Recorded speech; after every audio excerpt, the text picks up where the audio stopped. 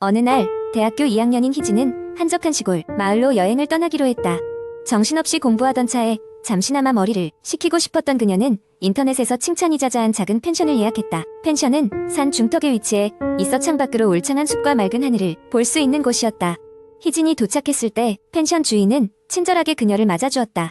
쓸쓸한 곳인데 용감하시네요. 주인은 웃으며 말했다. 희진은 별로 신경 쓰지 않고 방으로 안내받았다. 방은 예상보다 컸고 가구들은 오래되었지만 깔끔하게 관리되어 있었다. 방 한쪽 벽에는 큼지막한 고전 스타일의 거울이 걸려 있었다.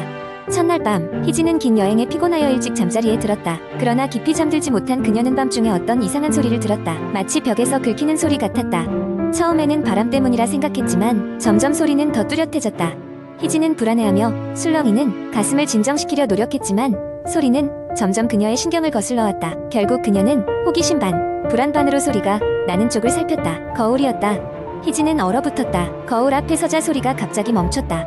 가만히 들여다본 거울 너머에는 희진의 반영이 아닌 다른 무언가가 서 있었다. 그녀의 뒤를 가만히 응시하는 형체는 흐르게 웃고 있었다. 놀래서 뒤돌아보았지만 아무도 없었다. 다시 거울을 쳐다보았을 때 그 형체는 사라지고 없었다. 이는 단순한 피로로 인한 환각이라 치부했지만 여전히 찜찜한 기분은 떨쳐버릴 수 없었다.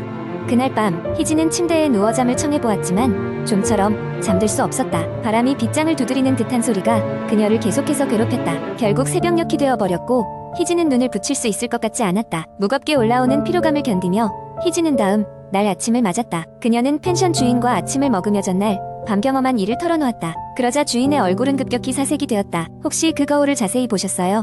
그녀의 질문에 희진은 고개를 저었다. 그 거울은 원래 이곳에 있던 것이 아니에요. 언제부턴가 누군가가 그 방에 두고 갔지만 아무도 손대지 않으려고 하죠. 거울을 통해 뭔가가 들어오는 것 같아서요. 주인의 얘기를 듣고 희진은 더욱 불안해졌다. 그녀는 즉시 짐을 싸고 펜션을 떠나기로 결심했다. 그러나 방으로 돌아가 짐을 싸는 중 거울 쪽에서 다시 소리가 들려왔다.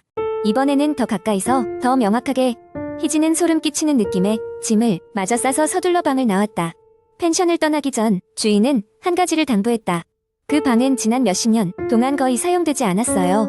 이상한 소문이 돌기 시작한 이후로 말이죠. 부디 어디 가서도 거울을 가까이 두지는 마세요. 잘못되면 당신을 따라서. 희진은 펜션을 나와 집으로 돌아오는 길 내내 마음이 무거웠다. 그 후로도 가끔씩 거울 앞에 서면 등 뒤에서 누군가가 지켜보는 기분이 들곤 했다. 그녀는 펜션에서 있었던 일을 두 번 다시 떠올리고 싶지 않았지만 그날의 거울 속에서 마주쳤던 형체의 웃음은 뇌리에서 쉽게 잊히지 않았다. 시간이 지나도 그날의 기억은 희진을 밤마다 괴롭혔다. 과연 그녀는 그 거울 속 형체로부터 완전히 벗어날 수 있을까? 아니면 영원히 그 그림자에 시달리게 될까? 희진은 아무도 답을 주지 않는 질문을 안고 오늘도 잠자리에 들었다. 두 번째 이야기, 어느 작은 시골 마을, 여름밤이 깊어가던 때의 이야기다. 마을에서 약간 떨어진 곳에 있는 오래된 연립주택에는 그곳 주민들 사이에서 홀령의 집이라고 불리는 소문이 돌고 있었다. 여름방학을 맞아 마을을 방문한 나는 이 소문이 사실인지 확인해보고 싶었다. 홀령의 집은 어릴 적부터 하얗고 푸른 달빛 아래서 어둑한 숲속에서 있는 위압적인 모습으로 나의 상상력을 자극했던 장소였다. 나의 고등학교 친구들도 이 이야기에 진위를 알고 싶어 했기에 우리는 조심스레 그곳을 방문하기로 했다. 밤이 찾아든 어느 날 달빛은 구름 사이로 드문드문 비치고 촉촉한 여름밤의 공기는 소름 끼칠 만큼 차가웠다. 친구들과 나는 손전등을 챙겨 연립주택으로 향했다. 이 빛 한 점 없는 깊은 숲길은 우리에게 말로 형언할 수 없는 두려움을 안겼다. 연립주택에 가까워질수록 우리는 조용해졌다.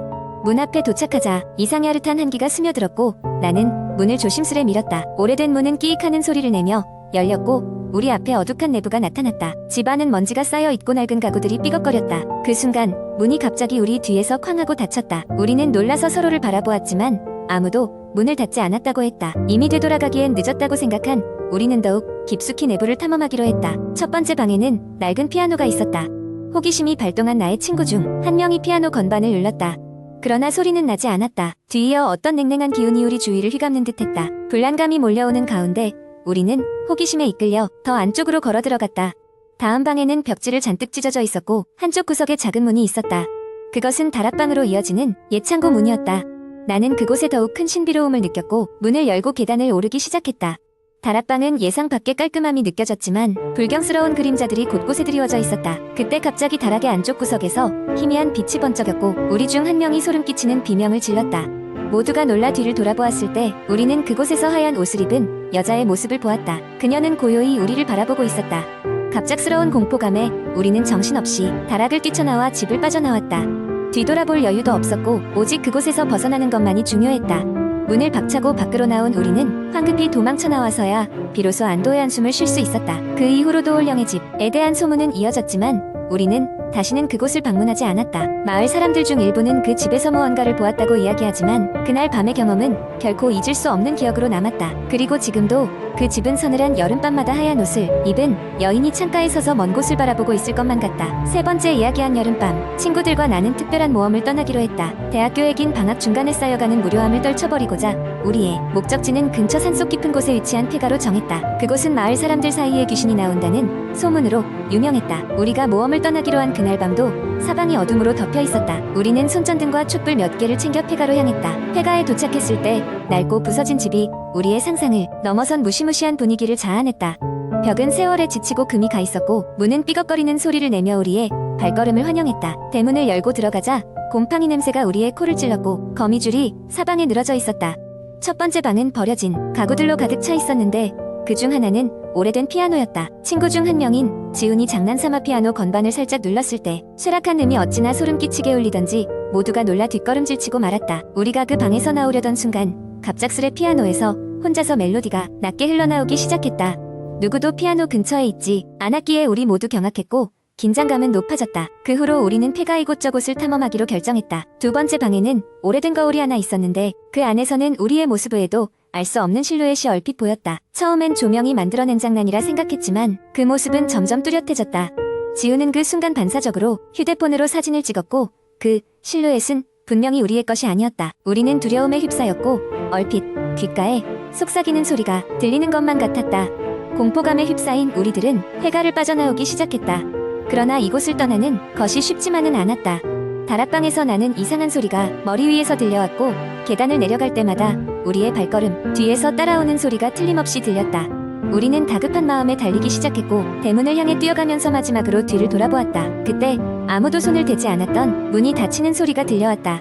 우리는 그날 밤을 도저히 잊을 수 없었다. 밖으로 나와 숨을 돌린 후 지훈이 찍은 사진을 확인해 보았다. 그 사진 속의 실루엣은 점차 선명해져가며 마치 웃고 있는 듯한 모습이었다. 그 이후로 우리는 그 폐가에 다시는 가지 않기로 했다. 그리고 마을 사람들의 말을 결코 가볍게 듣지 않게 되었다. 그날 이후로 친구들과 나는 각자 다른 대학으로 흩어져 바쁜 일상 속에 살고 있다. 하지만 가끔씩 모일 때면 그날의 경험을 이야기하곤 한다. 그때마다 마치 그 폐가의 어딘가에서 여전히 우리를 바라보고 있을지도 모르는 그 실루엣이 떠올라 모임은 짧은 침묵에 빠지고 만다. 이야기는 여기서 끝이 아니라 매번 새로운 날이 밝아오면서 시작되는 또 다른 공포의 서막일지도 모른다. 그리고 우리는 그 결말을 아직도 알지 못한다는 사실이 우리를 가장 소름 돋게 만든다. 네 번째 이야기, 2019년 여름, 나는 대학 동기들과의 오랜만의 모임을 마치고 집으로 돌아오는 길이었다. 모임이 끝난 시간은 새벽 1시, 사람 없는 한적한 시골길을 택시를 타고 가는 길이었다. 택시는 낡았지만 엔진 소리는 조용했다. 내리쬐는 달빛 아래 내리막길을 내려가며 창밖을 보니 나무 그림자가 도로 위에서 춤추듯 흔들렸다. 운전기사님은 그다지 말이 없으셨다. 한참 침묵이 흐르다 기사님이 천천히 입을 여셨다. 손님, 안 졸리세요? 라는 질문에 나는 고개를 저었다. 그도 그럴 것이 나는 오히려 이상한 기운이 들어 잠을 잘 수가 없었다. 저기, 혹시 아까 전화 안 받으셨어요? 기사님이 다시 물었다. 전화요? 못 받았는데요. 무슨 전화 말씀이세요? 나는 긴장하며 물었다. 기사님은 한숨을 내쉬었다. 여기 이 지역엔 한 가지 소문이 있어요. 이 시골길을 새벽 시간에 달릴 때 특정한 이름이 뜨는 전화가 걸려오는 사람들이 있대요. 그런데 그 전화를 받으면 몇 날 며칠 간 그 이름을 절대 잊을 수 없고 그 이름이 계속 귓가에 맴돌다가 결국 어떤 이들은 그 이름을 마지막으로 죽게 된다고 하죠. 나는 웃으려 했지만 기분이 나빠졌다. 그런 소문들이야 많이 들었지만 이렇게 한밤중에 들으니 이유 없는 불안감이 스쳐 지나갔다. 별일 다 있네요. 라고 말하며 나는 창밖으로 고개를 돌렸다. 그때였다. 주머니 속 휴대폰이 진동했다. 너무나도 갑작스러운 일이라 손이 떨릴 정도였다. 화면을 보니 모르는 번호였다. 마음 한구석엔 기사의 이야기가 떠올랐지만 나는 혹시나 하는 마음에 전화를 받았다. 여보세요? 라고 묻자 전화를 건 쪽은 아무 말도 없었다. 대신 이상한 잡음이 들렸다. 마치 라디오 주파수가 맞지 않는 상태에서 발생하는 듯한 소리였다. 나는 몇 번이고 여보세요를 외쳤지만 돌아오는 답은 없었다. 결국 나는 전화를 끊었다. 기사는 내 표정이 달라진 것을 눈치챈 듯 말했다. 전화 받으셨나요? 다행히도 아무 일 없으셨군요. 나는 대답하지 않고 창밖을 계속 응시했다. 달빛은 여전히 밝았지만 분위기는 어둡고 으스스했다. 나는 그 후로 여러 번 그 전화를 받았던 순간을 떠올렸다. 며칠 후 나는 친구들과의 대화 속에서 그 일을 이야기했다. 놀랍게도 친구 중 한 명이 같은 경험을 했다고 했다.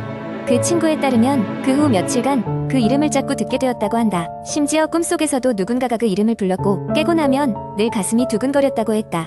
그는 혼자서 이 불길한 기운을 벗어나기 위해 노력했고 얼마 후 그 기운은 사라졌다고 전했다. 시간이 지나도 나는 여전히 그날의 전화를 잊을 수 없었다. 다행히도 이후로는 그런 일 없이 평범한 삶을 살아가고 있지만 그날 밤 느꼈던 이상한 기운과 소름 돋는 순간은 머릿속에 강하게 박혀있다. 아마 나는 그때 그 전화 받기를 정말 잘못된 선택으로 기억할 것이다. 하지만 인간의 호기심이라는 것은 때론 위험한 결과를 가져올 수도 있음을 깨달았다.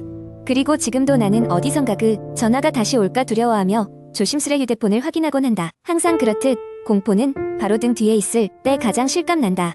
특히 그것이 정확히 무엇인지 모를 때는 더더욱